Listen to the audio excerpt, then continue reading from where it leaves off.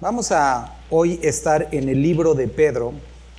Estamos estudiando las cartas de Pedro, la carta de Pedro. La semana pasada nuestro hermano Yair estuvo en el capítulo 3 y vamos a llegar, en el 2 y hoy vamos a estar en el 3. Ya me confundí de los números. En el 3 y hoy vamos a estar en el 4. Vamos a capítulo 4, vamos a leer. Dice: puesto que Cristo ha padecido por nosotros en la carne, vosotros también armaos del mismo pensamiento, pues quien ha padecido en la carne terminó con el pecado, para no vivir más el tiempo que resta en la carne conforme a las concupiscencias de los hombres, sino conforme a la voluntad de Dios. Baste ya el tiempo pasado para haber hecho lo que agrada a los gentiles, andando en lascivias, concupiscencias, embriagueces, orgías, disipación y abominables idolatrías. A estos les parece cosa extraña que vosotros no corráis con ellos en el mismo desenfreno de disolución y os ultrajan. Pero ellos darán cuentas al que está preparado para juzgar a los vivos y a los muertos. Porque por esto también ha sido predicado el evangelio a los muertos, para que sean juzgados en la carne según los hombres, pero vivan en el espíritu según Dios. Mas el fin de todas las cosas se acerca, sed pues sobrios y velad en oración. Vamos a orar. Padre, gracias te damos por este tiempo que vamos a pasar estudiando tu palabra. Queremos rogarte que hables hoy a nuestros corazones nuevamente, Dios, que podamos estar atentos, que podamos estar despiertos a lo que tienes para nosotros. En el nombre de Dios Jesús, amén. Mi bisabuelita nació en 1886 y murió en el 2001. Vio dos cambios de siglo. Le tocó la Primera y Segunda Guerra Mundial, le tocó la Revolución, le tocó el Porfiriato. Y algo de lo que nos contaba que hoy me estaba acordando en la mañana, es que cuando se entregaron, no sé si entregan, pero bueno, a ellos les dijeron que iban a repartir algunos terrenos, los que están ubicados, lo que hoy es Lomas de Chapultepec, que es una zona, o que era una zona, bastante bonita, ¿no? Entonces les dijeron que lo único que tenían que hacer para poder tener los terrenos era llegar, poner como sus banquitos con unas cuerdas, y si podían pasar la noche, al siguiente día iba a llegar el notario, y lo que hubieran marcado para ellos, eso lo iban a quedar. Entonces llegó mi bisabuelita con todos sus hermanos, que en ese tiempo estaban bien chiquitos, porque ella se quedó al cuidado de todos, y empezaron a chillar los chamacos. El chiste es que se tuvo que ir por los chamacos, y si no fuera por eso tendríamos un terrenito ahí en Lomas de Chapultepec. Se echó todo a perder. Ahora, les habían dado el terreno, era únicamente poseerlo, y el poseerlo implicaba ciertas incomodidades durante un tiempo determinado. Hemos estado estudiando el libro de Josué. El libro de Josué, como hemos estado hablando, si no has estado, te animo a que puedas escucharlo porque te ayudaría a entender mucho esto. Describe cómo el pueblo de Dios iba a poseer lo que Dios ya le había entregado.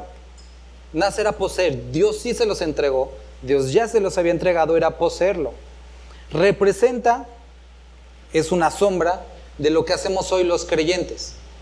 Es llegar al conocimiento de Él. Primer bautizo, el Mar Rojo. Segundo bautizo, el río Jordán, que es la llenura del Espíritu Santo. Representa la tierra prometida, una vida llena de frutos, fructífera en el Señor. Eso es lo que representa. Ahora, podremos preguntarnos, ¿por qué una vida fructífera en el Señor implica poseer y luchar y tener que enfrentarnos a retos? Porque para nosotros poder poseer esas promesas es necesario que cosas en nosotros sean incomodadas. Y eso es lo que estábamos viendo este miércoles con el primer reto, que es la posesión o el derrotar la ciudad de Jericó, la muralla. Me pasó una ocasión cuando estaba en una iglesia, y espero que no me pase hoy, en Estados Unidos compartiendo. Me dijeron, tienes 45 minutos. Y como allá son bastante curiositos para el tiempo, llevaba 46 minutos y se para una señora así como a ver el reloj y así como ¿qué onda? ¿Qué hora vas a terminar, no? Sí, hoy espero que no sea el caso de nadie, pero ahí hay agüita y hay tortas, porque va a estar un poquito largo. Así que prepárate para esta posesión de la tierra larga. No, les decía, entonces, cuando van a entrar a la tierra prometida, ellos tenían una estrategia y tenían un plan, ¿no? Pues vamos a sacar las espadas y toda esa onda. En el capítulo número 5, lo que sucede es que se le aparece Jesucristo a Josué. Es una aparición de Cristo en el Antiguo Testamento. Y Josué le pregunta, ¿con quién estás? ¿Con nosotros o con los otros? ¿Con ellos o con nosotros? Y le dice, no. Y dice, ¿no qué? No, sino como capitán del ejército de Dios he venido. Y le da una estrategia totalmente contraria a lo que él se hubiera imaginado. Le dice, van a dar 7 vueltas. O sea, no vamos a luchar, no, van a dar 7 vueltas divididas en 7 días y el último día van a dar 7 vueltas más. Lo cual no es una muy buena estrategia, si los demás tenían arcos, dar vueltas, no sonaba muy bien, ¿no? Imagínate cuando Josué va y le dice a las personas, van a dar vueltas. Y no van a hablar, van a estar calladitos. Y el último día, en la 7ª vuelta, van a gritar y van a ver lo que Dios hace. No parecía buena estrategia. Ahora, si quieres saber más, te animo a que puedas escuchar la grabación. Ya está en YouTube. Los hace o los lleva a dar 7 días, 7 vueltas. Y hace cosas o les pide cosas que pudieran ser contrarias a sus tradiciones y costumbres. Número 1, les dice que el arca tiene que ir con ellos. Número 2, que los sacerdotes tienen que ir con ellos. Número 3, que tiene que tocar el shofar. Número 4, ahorita vamos a ver el número 4, pero 1, el arca, según la ley, no debía involucrarse en conflictos militares. Y ahí la estaban llevando.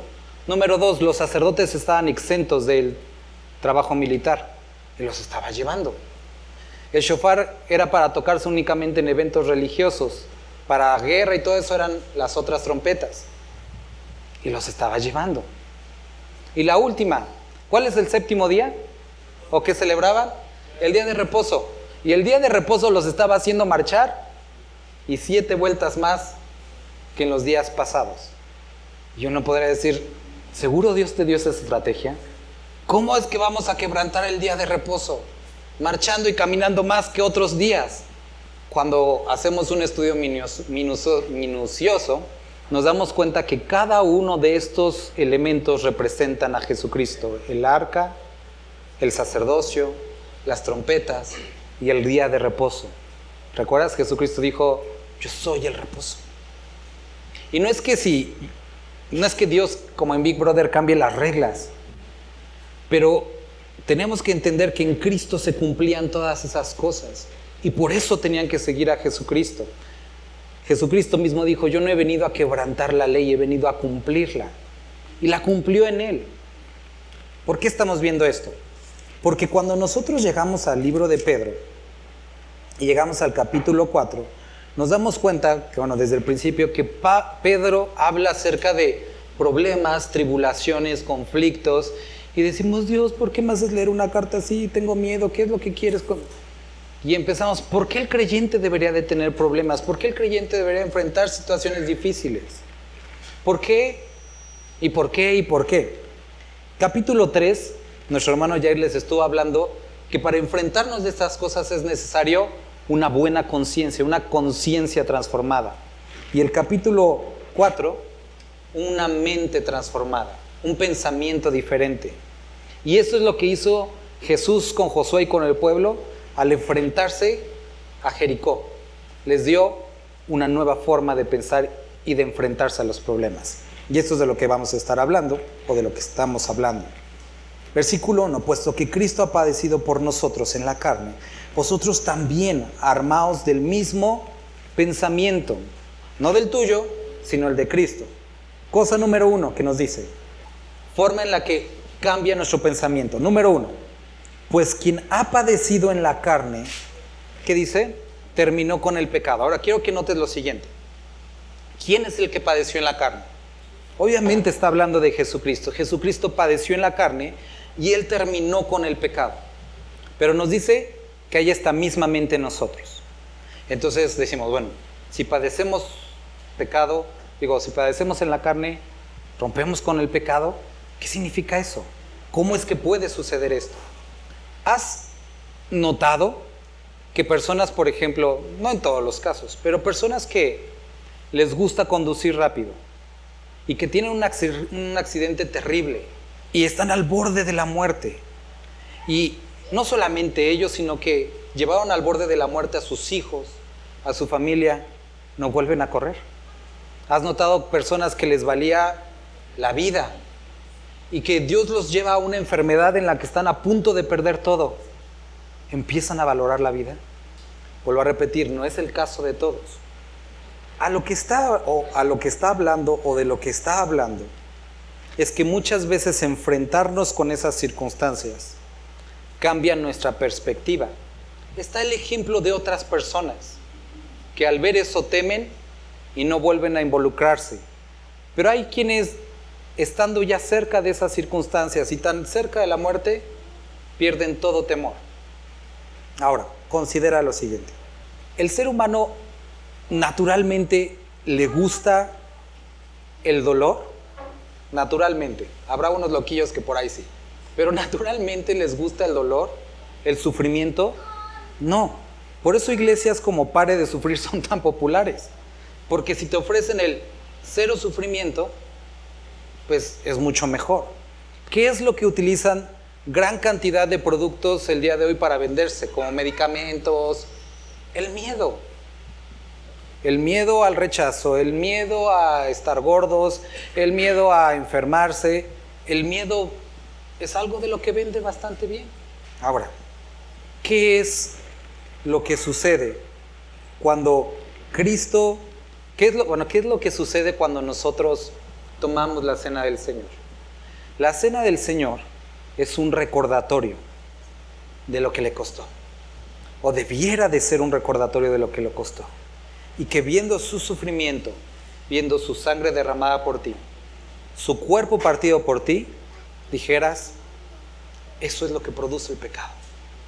Y no tengo que acercarme a él. Tristemente, por eso dice que algunos la toman indignamente, no lo entienden. Ahora, seguimos con esta onda del dolor. Quiero volver a leerlo. Puesto que Cristo padeció por nosotros en la carne, vosotros también, armados del mismo pensamiento, pues quien ha padecido con la carne, terminó con el pecado. Si nosotros, vamos a ver qué es lo que está sucediendo. Pedro va a hablar de esto. A partir de este momento o después de esta carta, Nerón empieza una persecución despiadada contra la iglesia. Y Pedro, el Espíritu Santo hablando a través de Pedro, adelanta esto. Vienen tiempos difíciles. Vienen tiempos en los que vas a sufrir. Vienen tiempos en los que va a haber dificultades. Ahora, si tú, o más bien si ellos, sabiendo que venían tiempos difíciles y que los iban a rechazar y que los iban a perseguir, se asustaban y tenían miedo, posiblemente iban a negar la fe. Pero si veían estas circunstancias que habían de venir y les perdían el miedo, entonces el pecado ya no tenía dominio sobre ellos. Ya no había forma de comprometer su fe. ¿Qué es lo que sucedió y espero que con esto ya nos quede más claro, con Daniel? Había un castigo para aquellos que no presentaran sus oraciones hacia la estatua. ¿Qué pasó con Sadrach, Mesach y Abednego? Había un castigo para quien no presentara sus oraciones, su esto a la estatua. Y ellos, por miedo, podrían haber comprometido su fe. Por miedo a ser rechazados, por miedo a lo que iba a pasar. Pero cuando le perdieron el miedo, el pecado ya no tenía dominio sobre ellos. Ya no había miedo al rechazo, miedo a la enfermedad, miedo a lo que hubiera a pasar. Algunos de ustedes con los que he podido platicar, cuando tienen la audacia o el valor de decir, quiero involucrarme en el servicio, y se les advierte que van a venir cosas difíciles, muchos dicen, mejor no. O cuando empezamos a leer cartas como esta, diciendo, es que yo no quiero leer acerca de problemas porque me da miedo qué va a pasar. Pero si podemos perderle el miedo a estas cosas, ¿qué nos puede detener? Estaba viendo un video antier había un patinador muy famoso, no tanto en mis tiempos, es más viejo, es de los 70s, se llamaba Rodney Mullen. Si les da curiosidad, vean los videos de Rodney Mullen y hace cosas, o sea, él fundó las bases del patinaje, en patineta del día de hoy. O sea, hacía cosas sorprendentes con la patineta y lo hacía ver tan fácil. Y yo decía, ¿cómo es que se atrevía a hacer eso? Le perdió miedo al dolor, miedo al rasparse, miedo a que lo vieran en la calle como un delincuente. Le perdió miedo a todo eso. Y el perderle el miedo lo ayudó a enfocarse en lo que tenía que hacer. Es exactamente lo mismo que está presentando aquí. Que aquellos quienes han padecido en la carne terminan con el pecado. Eso es el pensamiento que hubo en Cristo Jesús. Y hermanos, el sentirnos diferentes a los demás, el sentirnos comprometidos con los demás pueden llevarnos a involucrarnos en pecado o a ceder en aquellas cosas que no deberíamos de ceder. Pero si puedes perderle el miedo y padecer en la carne, pagar el precio, esto ya no te va a detener. Y esto es la primera cosa que Dios está diciendo que necesita ser transformada en nuestra mente. Siguiente, basta ya el tiempo pasado para haber hecho lo que agrada a los gentiles, andando en lascivias, concupiscencias, embriagueces, orgías, disipación, abominables idolatrías. A estos les parece cosa extraña, circula esto, que vosotros no corráis con ellos en el mismo desenfreno de disolución y os ultrajan. Primera cosa, perderle el miedo al sufrimiento. Segunda cosa, perderle el miedo a no encajar. A ellos les parece cosa rara que ya no hagan lo que antes hacían. Y probablemente algunos de ustedes les han dicho, ay, ¿qué dices que eres cristiano si antes tú hacías esto? Si aquí estabas con nosotros, ¿a poco ya cambiaste? Y eso es algo que van a traer sobre nosotros.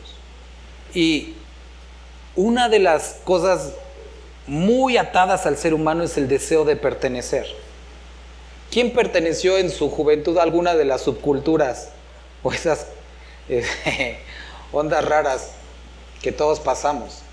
No sé a quién, a lo mejor más viejitos, estuvieron en las cosas de los cholos, en las cosas de los patinadores, de los grafiteros, de los pachucos, de las bandas, de los ponquetos, y siempre buscamos pertenecer a algo. Ahora, a veces ese sentido de pertenencia nos hace hacer cosas o nos compromete. Es que, ¿eres de la familia o no eres de la familia? ¿Eres mexicano o no eres mexicano? ¿Eres mi amigo o no eres mi amigo? Y el hacer lo correcto muchas veces nos va a llevar a caminar en contrario a ese sentido de pertenencia. Y si podemos perder el miedo, si nuestro pensamiento acerca de la pertenencia puede cambiar y entendemos que nuestra pertenencia está en Cristo, podremos enfrentarnos a las pruebas. Dice, pero ellos darán cuenta al que está preparado para juzgar a los vivos y a los muertos. Porque por esto también ha sido predicado el Evangelio a los muertos, para que sean juzgados en carne según los hombres, pero vivan en espíritu según Dios. Y esta porción trae algunas complicaciones para algunos, porque hay tres interpretaciones de esta porción. Se la voy a volver por si alguien no le captó. Porque por esto también ha sido predicado el Evangelio a los muertos. Ahora, entonces, ¿qué onda? ¿A los muertos también se les predica o qué onda? Para que sean juzgados en carne según los hombres, pero vivan en espíritu según Dios. La primera, que está totalmente apartada de toda verdad y es una herejía, es la base para el purgatorio. Y unos dicen, a partir de este versículo, con muy poco entendimiento y sin considerar ni el contexto, ni la estructura gramatical, que a lo que se refiere es que mueres y entonces estando allá alguno de los apóstoles, Pedro, qué sé yo, te va a compartir nuevamente el Evangelio para que te arrepientas, lo cual es una mentira, no está hablando de eso. La primera, entonces la primera descartada. La segunda y la tercera, que pueden ser una, puede ser otra o pueden ser las dos. Algunos teólogos, bastantes de renombre, describen que este versículo se refiere a ese momento en el que Jesús muere y está 3 días en la tumba, y estando esos 3 días en la tumba, desciende a las profundidades de la tierra. Y antes, y vuelvo a repetir, había 2 lugares: lugar de los muertos, o el Hades, o el Seol, como lo quieras llamar, y el seno de Abraham. Hades, el lugar en el que los que murieron en injusticia, todos los que, habiendo Dios reveladose a través de la naturaleza, a través de los cielos, y poniendo su ley en los corazones. ¿Qué es lo que vemos? Que todas las culturas más o menos tienen leyes similares de no robarás, no matarás. Dios puso su ley en nosotros. Que murieron en injusticia, es decir, yendo en contra de la ley de Dios, van al Hades. Y los que murieron en justicia, como Abraham, que creyeron en Dios y su fe le fue contada por justicia, fueron al seno de Abraham.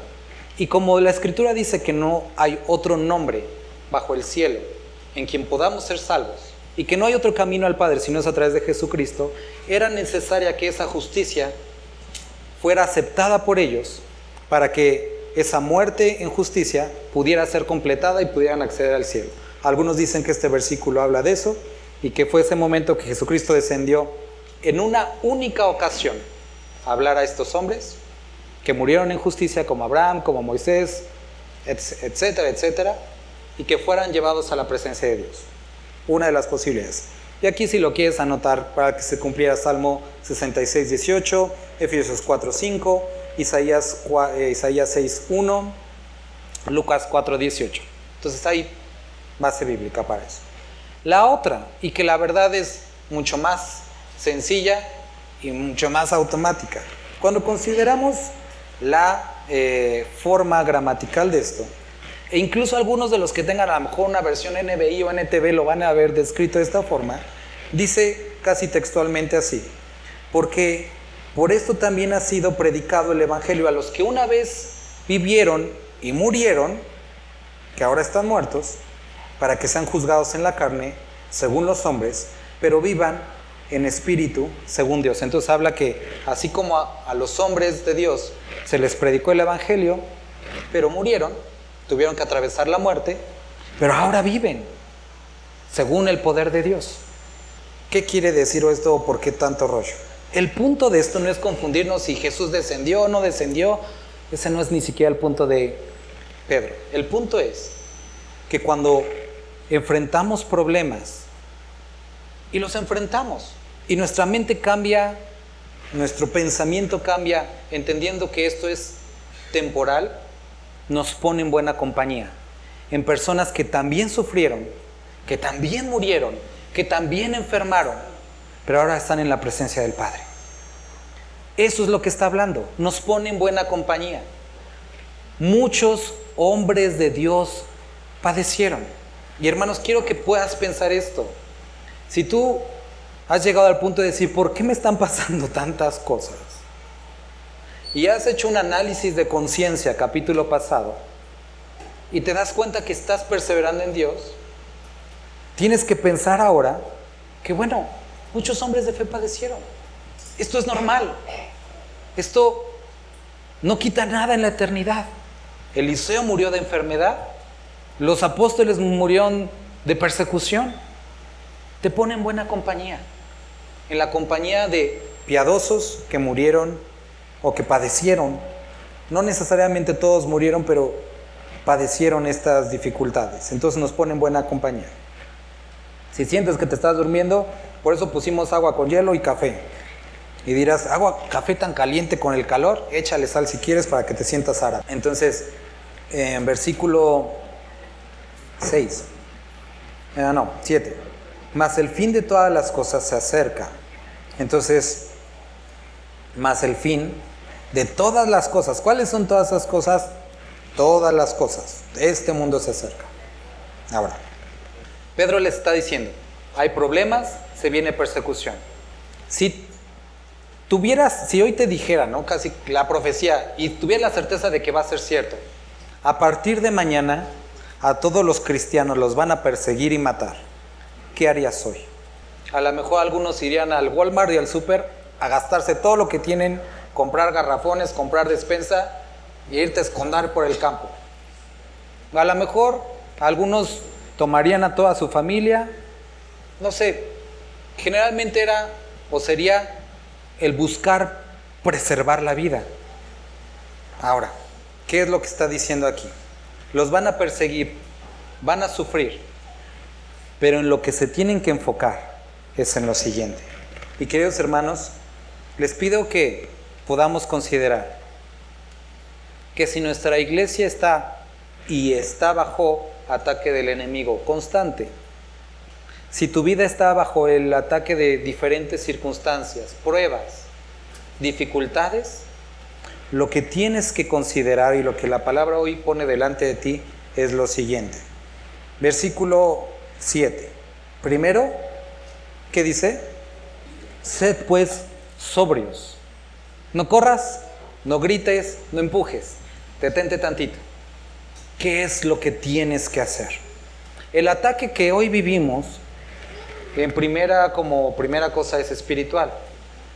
Entonces, si es espiritual, si son problemas, si es en nuestro corazón, si es en nuestro pensamiento, si es pecado, si son circunstancias, ¿qué dice la palabra? Que las armas de nuestra milicia, ¿qué? Sino y poderosas en Dios para la destrucción de fortalezas. Tenemos que entender cómo es que enfrentas un problema espiritual, con armas espirituales. Y ahorita nos va a decir algunas cosas. Primero, ¿qué dice? Velad en oración. La primera cosa que Él les pide es que se pongan a orar. Hermanos, necesitamos no solamente en lo individual, sino como iglesia, dedicarnos a la oración. Es por eso que ahorita, basados en lo que estamos leyendo, vamos a continuar haciendo algunos cambios para orientar nuestra vida a lo que dice la palabra. Ya empezamos con una reunión a las 6 de la mañana, los viernes. Quien quiera venir están invitados. Ha sido hermoso ver a muchos más de los que la verdad yo pensaba que iban a llegar, pero confrontante que otros que yo pensaba que iban a estar no han estado, y los animo a estar orando. La siguiente es que vamos a tener tiempos de oración los domingos en la mañana. ¿Para qué? Para que como iglesia, si a lo mejor dices, yo no puedo entre semana, lo entiendo, pero el domingo lo vas a dedicar al Señor, vente un poquito antes, desayunas aquí y oramos juntos. Velad en oración. Entonces, quiero que veas que cuando las circunstancias están afectando a nosotros, lo primero que dice es, somete tu voluntad a Dios. Es que yo quiero correr, es que yo quiero esconderme, es que yo quiero responder, es que yo quiero hacer, pero tienes que preguntarle, ¿qué es que lo que tú quieres que hagan esto? Josué le dice al ángel, a Jesucristo, que se pone delante de él con la espada desenvainada, ¿estás conmigo o estás con ellos? No, con ninguno. En mi circunstancia, Dios, ¿de qué lado estás? No, lo que tienes que entender es de qué lado estás tú. Si estás conmigo, tienes que ver las circunstancias de esta forma. Si estás en el mundo, pues chilla y llora y patalea. Pero si estás conmigo, quiero que la veas de esta forma. Entonces, para eso es la oración. Somete tu voluntad a su voluntad. Y puede ser que en ese camino digas, está bien, como Job, Dios dio, Dios quitó, sea el nombre del Señor bendito. Y ya. O como Ana, que oró años por un hijo y llegó al momento de acercarse y estar ahí postrada en el templo, llorar todo lo que tenía que llorar y decir, aquí se acaba, ya, te pedí todo lo que tenía que pedir, haz lo que tú quieras conmigo, he aquí tu sierva. Y eso es lo que hace la oración. Entonces, si estás pasando por tiempos difíciles, sé sobria y ponte a orar. Segundo, ¿qué dice? Y ante todo, tened que la forma en la que mis problemas se hacen más pequeños es enfocarme en los demás. Si yo continúo pensando en mí mismo, va a ser grande. Pero si aparto la vida de mí, digo, la mirada de mí, y como Cristo hizo, la pongo en los demás. Checa esto. ¿A quién lo han crucificado? ¿A nadie? ¿Ni en el Via Crucis de Iztapalapa? ¿Nadie? No. Jesús estando experimentando una de las peores formas de castigo y de tortura, que es la cruz, y que es catalogada como una de las peores, pudo decir: Padre, perdónalos porque no saben lo que hacen. Estaba Él sufriendo, estaba Él doliéndose, pero se enfocó en los demás, en lo que quería que ellos no experimentaran. Perdónalos porque no saben lo que están haciendo. Le ofrecieron el vinagre, pero su enfoque estaba en perdónalos porque no saben lo que hacen. Lo que nos describe aquí la palabra es ser entre vosotros de ferviente amor.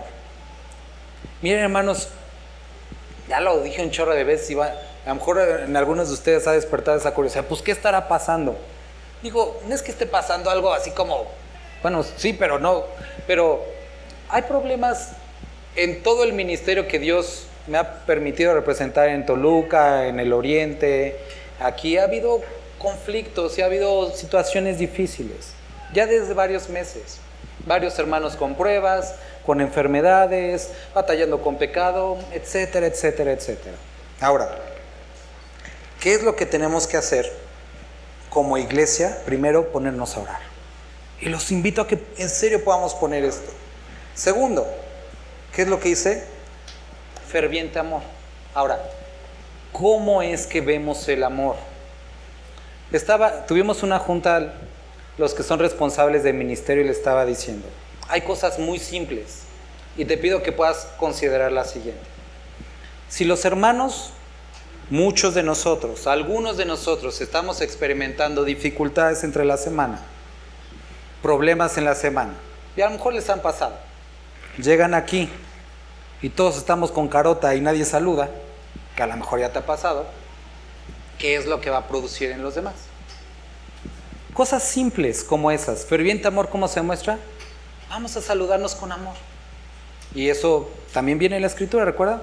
Ósculo santo. No quiere decir que todos nos andemos dando besos, pero de la forma más amorosa que tú puedas, salúdense, recibámonos. Entonces dice ferviente amor, una de las cosas. Cosa número 2, que son cosas simples y que compartía con los hermanos. Hay hermanos entre nosotros que están padeciendo necesidad económica. ¿Debería de suceder esto? ¿Debería? No. Muchos dicen, bueno, es que no sabemos. Bueno, ¿qué es lo que estoy proponiendo que hagamos? Y no porque es el gran descubrimiento, eso lo deberíamos estar haciendo. Si alguien tiene necesidad, vamos entre todos a ayudarlo, porque somos la iglesia. Muchas veces se descuida esta parte, pero no, algo de lo que menciona y una de las instrucciones que le dan los apóstoles a Pablo: no te olvides de los pobres. No te olvides de los pobres. Ahora, esto no se trata de capacidad económica, se trata de una disposición de corazón. ¿Qué es lo que Jesucristo alaba en esta mujer viuda? No fue la cantidad, fue la actitud de corazón. Y hermanos, por eso también quiero comentarlo, espero que a nadie se le haga raro que a partir de hoy, si nosotros nos enteramos o tú te enteras de que alguien tiene necesidad, vamos a comentarlo, no como chisme, sino como vamos a hacer algo. Coméntenmelo a mí, coméntenselo a Yair, coméntenselo al hermano Lucio, que están aquí, coméntenselo a Sergio. Bueno, Alfred, estaría raro decirle hasta allá, pero coméntenlo. Y lo que vamos a hacer es que vamos a poner en el grupo: hermanos, tal hermano tiene esta necesidad. Los que gusten apoyar, vamos a apoyarlo. 5 pesos es más que suficiente, porque y en serio, me gustaría que todos pudiéramos tener esa disposición de, yo en serio no tengo, pero 5 pesos, 2 pesos es posible. Porque se trata de despertar mi corazón a un ferviente amor. Se trata de despertar nuestros corazones. Y hermanos, en serio, oro porque Dios en este tiempo despierte nuestros corazones. Porque si estamos pidiendo ser llenos del Espíritu Santo, ¿cuál es el fruto del Espíritu? El amor. Y el amor tiene que tener evidencias. El amor no es únicamente lo económico, lo sé, pero debe de haber una evidencia. Porque ya vimos Santiago, puedes decir algo, pero se tiene que ver. Esa es una de las cosas. Otra de las cosas como estas, Bueno, vamos a seguir leyendo. Porque, ¿qué es lo que pasa? Que el amor, ¿qué? El amor cubre multitud de pecados. No es que si tú amas, automáticamente los pecados le son perdonados a alguien, o que ocultes el pecado de alguien. A lo que se refiere es que cuando existe amor entre nosotros, bueno, más bien, ¿qué es lo que sucede cuando no hay amor entre nosotros?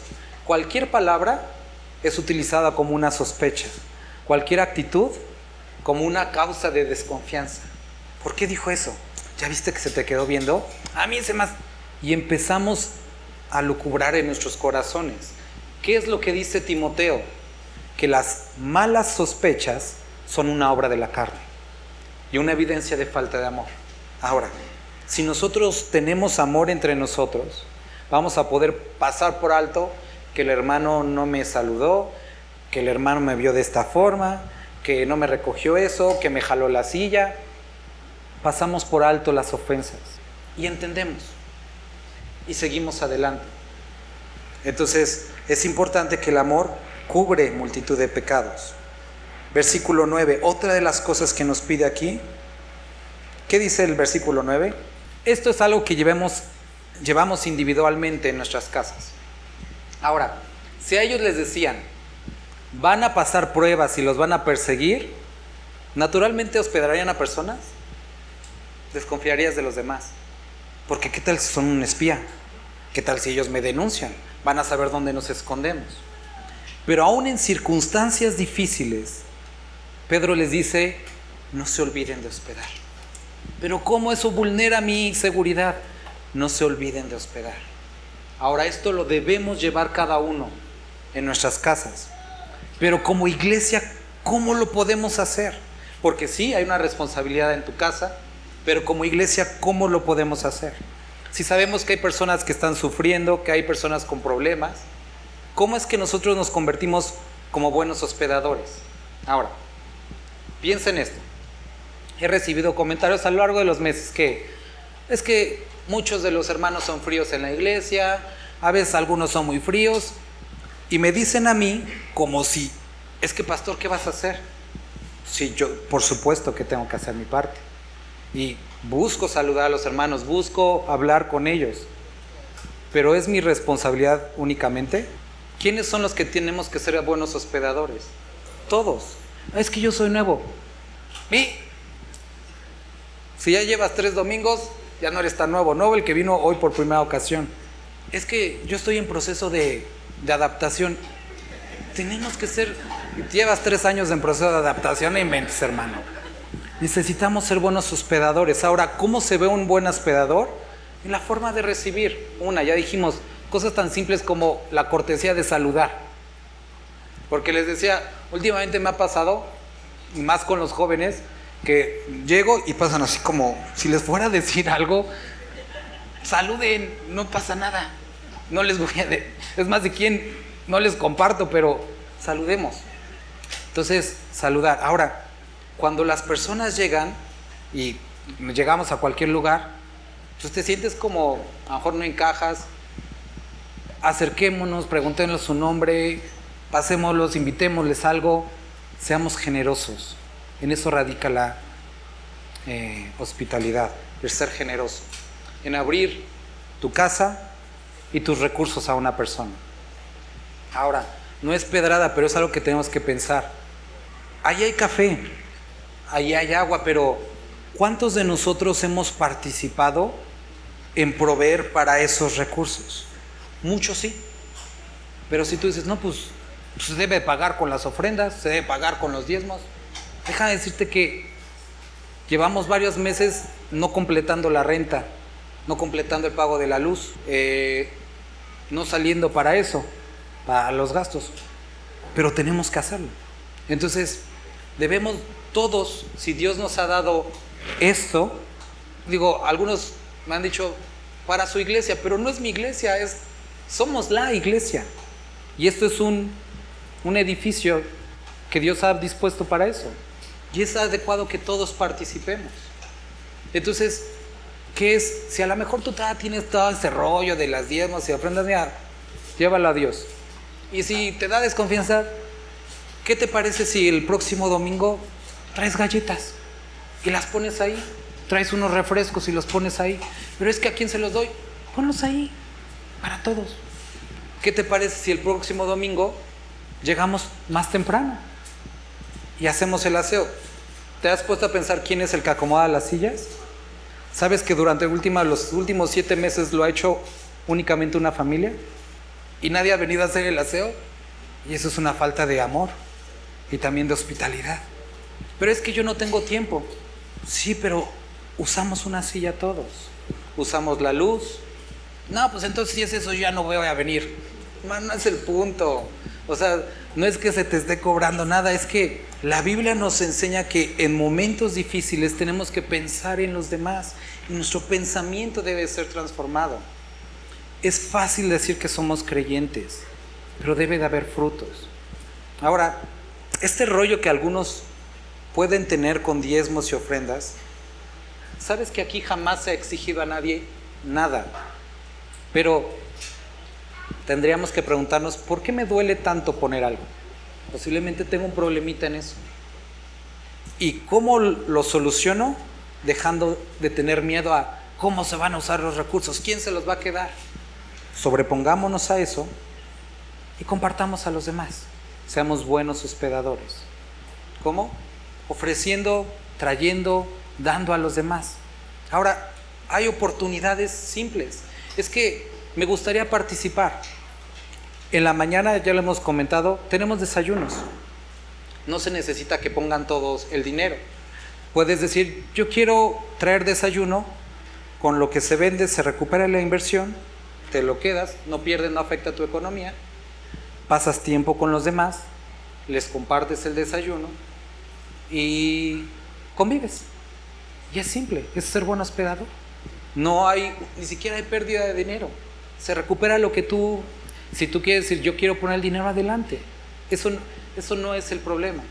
Pero hay oportunidades para involucrarse. Entonces, necesitamos ser buenos hospedadores. Ahora dice, sin murmuración. Es que ¿por qué los demás no traen? ¿Por qué los demás no cooperan? Sin murmuración. Cada uno, según el don que ha recibido, ¿qué dice? Ministrelo a los otros como buenos administradores, y este es un concepto grande, de la multiforme gracia de Dios.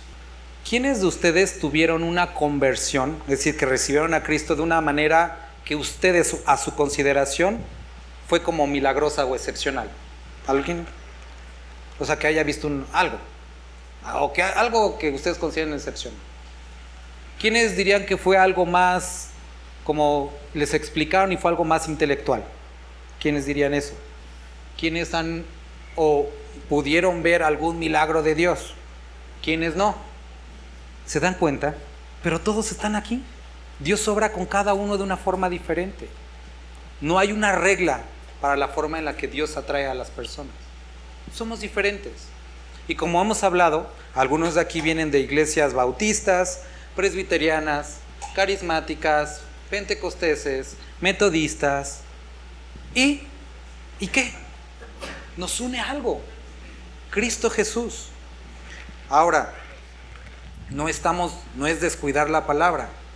No es que nos apartemos de la verdad. Nos insiste en perseverar en la palabra. Pero en esta parte nos dice que esa palabra tiene que verse a través del amor, cubre multitud de pecados, a través de la oración, porque nos sometemos a su voluntad. Y aquí nos dice a través de ejercitar el don que hemos recibido, porque somos ¿qué? Administradores de la ¿qué? Multiforme gracia de Dios. Ahora, aquí nos pone un concepto importante. En 1 Corintios 15:10, Pablo dice que la gracia de Dios no ha sido vana en su vida, no ha sido en vano. Dice, porque he trabajado, he predicado. Eso quiere decir que si Pablo, que se le dio el don de predicar, no predica, ¿qué? Fue en vano lo que Dios le dio. Si tú, el don que Dios te dio, no lo estás ejercitando, es en vano. El libro de Efesios, el libro de Romanos y la carta a Corintios describe ministerios, dones y operaciones. Y el libro de Efesios dice que el lugar donde se inicia o donde se puede ejercitar los dones de una manera más inmediata es la iglesia. Es la iglesia. Este rollo de que yo tengo mi iglesia en mi propia casa no solamente es una herejía y no es bíblico, sino es infructuoso. Porque entonces, ¿cómo estás ejerciendo los dones que Dios te ha dado? Ahora, si estábamos hablando de problemas y ya terminamos hablando de dones, por supuesto. Porque a pesar de las diferentes circunstancias, podemos hacer un lado eso, enfocarnos en los demás y dar a los demás. Y con eso dejamos a un lado lo que nosotros estamos experimentando. ¿Se acuerdan de esas? Y lo digo mujeres porque yo lo veía más, pero a hombres también había de esos o hay de esos. Pero yo lo veía, por ejemplo, en el caso de mi bisabuelita. Ella se quedó huérfana, tenían una hacienda durante la revolución y se la quitaron, tenían dinero y se lo quitaron, mi abuelo le quitó su dinero, o sea, cosas así, una vida de telenovela. Pero siempre la veías sirviendo a los demás, con amor, una sonrisa, cuidando a sus hermanos. Se quedó y murió sola. Nunca se casó. Tuvo oportunidad para casarse con una persona importante y no lo hizo por su familia. No estoy diciendo que se queden solteros. A lo que me refiero es que cuando enfocas tu vida en los demás, el dolor se siente menos, porque consideras lo demás. Cuando tuvimos a nuestro bebé, el segundo bebé, yo ya me quiero meter en el dolor, pero digo, mi esposa lo estaba sintiendo, yo estaba cómodo, ¿no? Pero ella estaba así con la rajadota y todo eso, y a pesar de que el hospital o el paquete que se pagó incluía 2 noches, ella dijo, me voy al primer día porque mi hija está sola. Y se salió con el dolor y pudo haberse quedado ahí, que le pusieran su anestesia y estar relax, pero porque le importaba a su hija. Eso es lo que está describiendo. Puede haber cosas que nos duelan, conflictos que tengamos, pero aún así, o más bien, esto no es un impedimento para que podamos seguir pensando y buscando servir a los demás. No quiere decir que no importe tus problemas, pero Dios se encarga de ellos. Entonces, seamos buenos administradores de la multiforme gracia de Dios.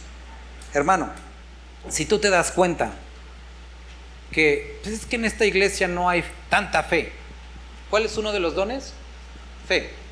Posiblemente tienes el don y por eso te estás dando cuenta. Camina en fe, participa en eso. Es que en esta iglesia no hay tanto amor. Posiblemente tú tengas el fruto y por eso lo estás dotando. Camina en amor. Es que en esta iglesia, pues como que no se administran bien los recursos. Uno de los dones es el de administrar. Involúcrate en la administración. Es que generalmente notamos aquellas cosas para las cuales Dios nos llamó. Involucrémonos. Es que como que no sé con quién. Pregunta, acerquémonos.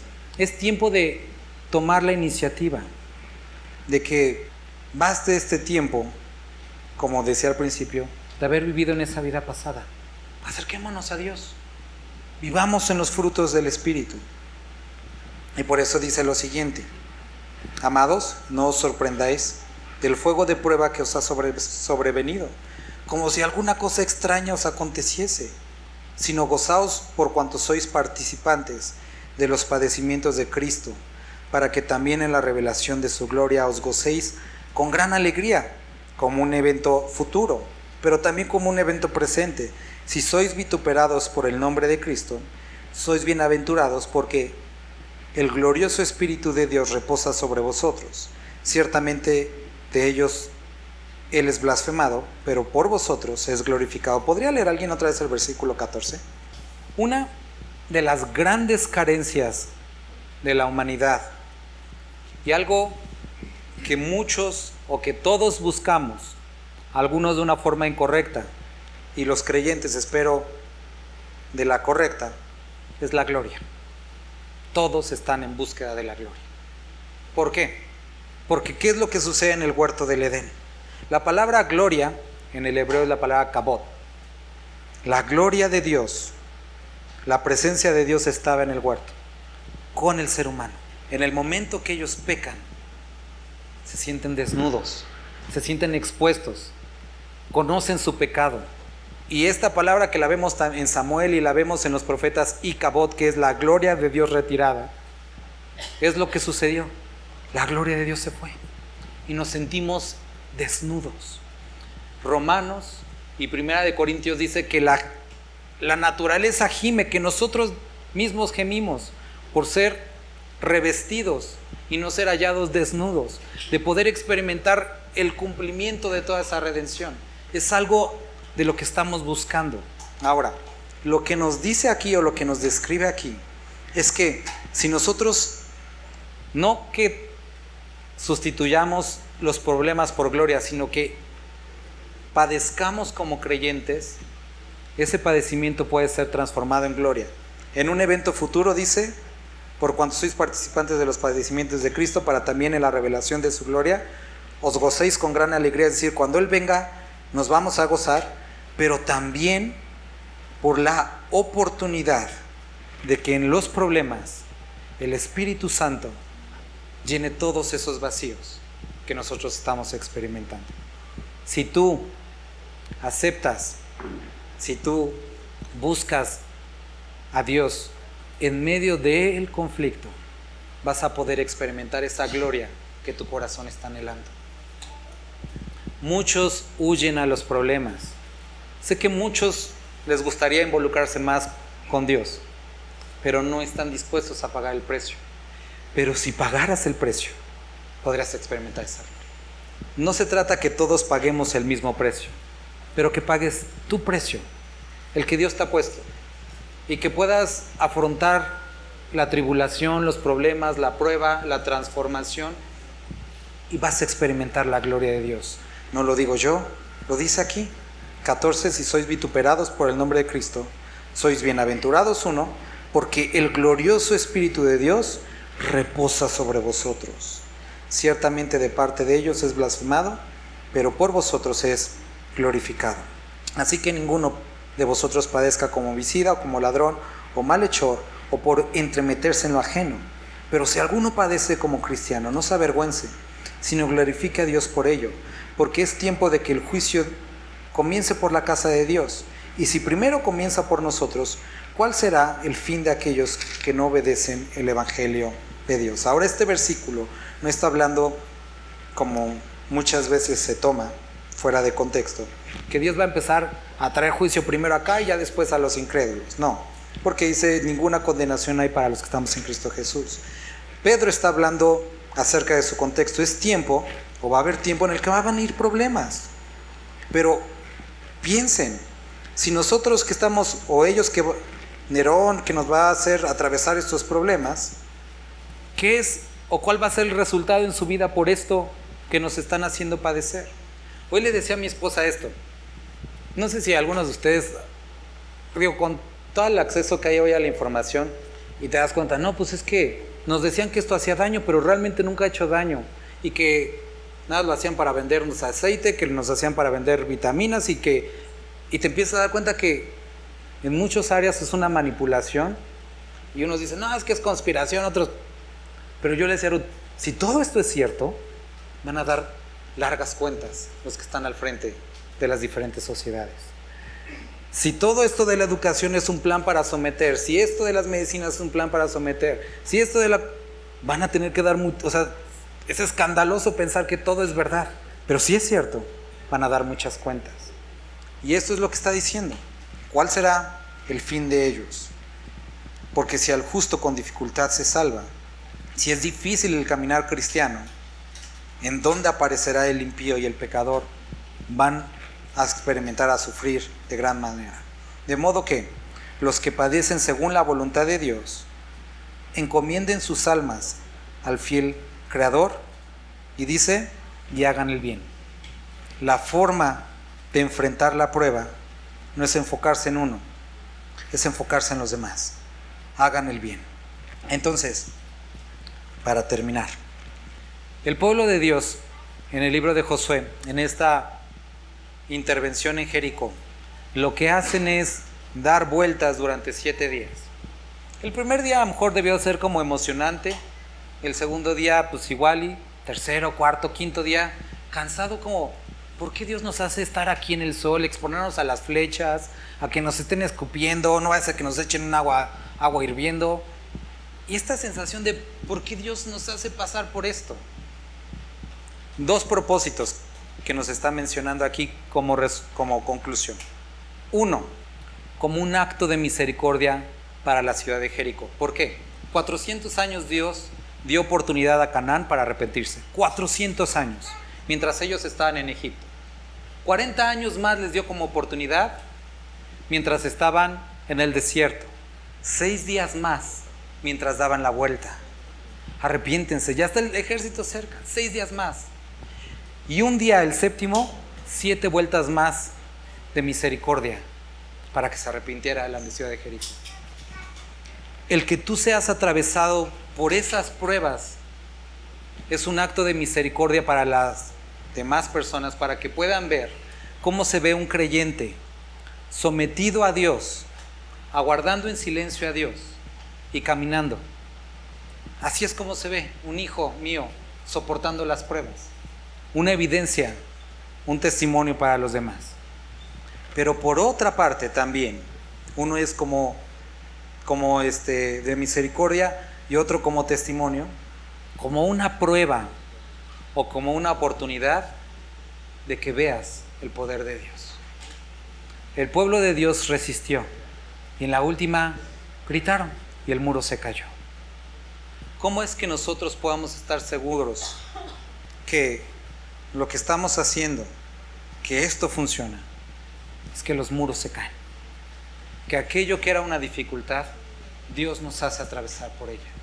Y al pasar del tiempo, de los años, podemos ver para atrás y decir, hasta el día de hoy, su gracia y su misericordia han estado conmigo. Y esta es nuestra esperanza. Podemos ver hacia atrás y ver que nos ha llevado de victoria en victoria, de esperanza en esperanza y de gracia en gracia. Hermanos, si alguno de ustedes el día de hoy está padeciendo, los animo a que podamos aplicar la palabra que hemos tenido y hacer el bien a los demás. Aplicarnos en la piedad, en la virtud. No para ganar algo, ya lo sabemos, sino porque ya lo hemos ganado. Entonces, vamos a orar. Señor Jesús, gracias te damos por este tiempo. Gracias te damos por la oportunidad que nos das de estudiar. Pero queremos rogarte, Dios, que esto pueda hacerse verdad en nuestra vida.